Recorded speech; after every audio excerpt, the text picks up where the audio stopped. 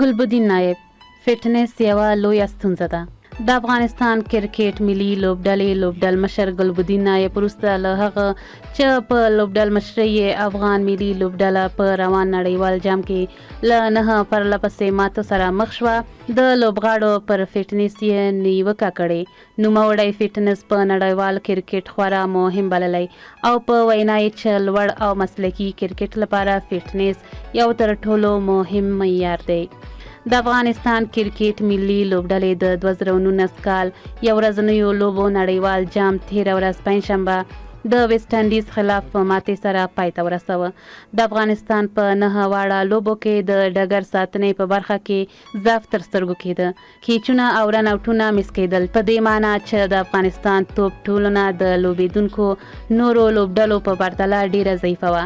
ګلبدین نایب تېره ورځ د ویسټ انډیز خلاف تر لوبې وروسته له رسنیو سره په خبرو کې په دې اړوند وویل: فټنس یوه لویه ستونزه ده. که چیرې ته مسلکي کرکټ کوې نو باید چې په هره برخه کې سلنه جوړ واوسې. که جوړ یعنې فټ ونه اوسې هیڅ به ښه ترسره نشي.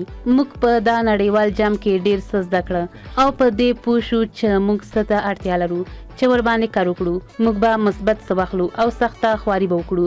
موږ د یوې لوبډلې په توګه په لږ وخت کې ډېر څه ترلاسه کړه. د نړیوال جام په وروستي لوبه کې چې افغانستان له ویسټ انډیز سره ترسره کړه، ځوان ویکټ ساتونکی اکرام علي خیل چې د خوږ شوي لوبغاړي شهزاد پر ځای د لوبډلې سره یو ځای شوی و، ښه وځلېدو او شپږ اتیا منډې جوړې کړې.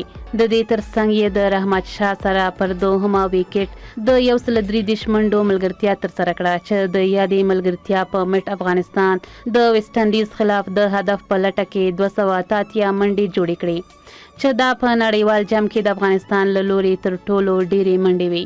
لوبډل مشر ګلبدین نایب د اکرام په اړه ډېر خوشبینه دی.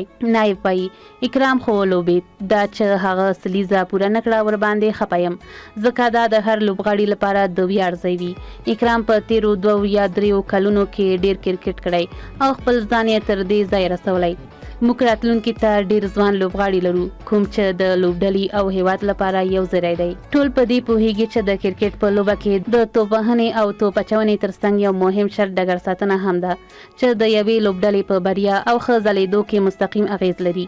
همدا ډول ښه ډګر ساتنه له توپ اچونکو سره د ښې توپ اچونې لپاره مرسته کوي او همدا راز بیا توپ وهونکي ته ستونزه جوړوي. د افغانستان کرکټ لوبډلې دا مهمه برخه ښه سمبال نه کړه او تقریبا هره لوبه کې اضافه منډې ورکړل شوې او ترڅنګ یې مهم کیچونه خطا شول چې په هغو کې یو یې د انګلند لوبغاړی مورګن و چې دولت زرډران یې کیچ مس کړ او وروسته مورګن په یوه اننګز کې د ډیرو شپږو ریکارډ جوړ کړ.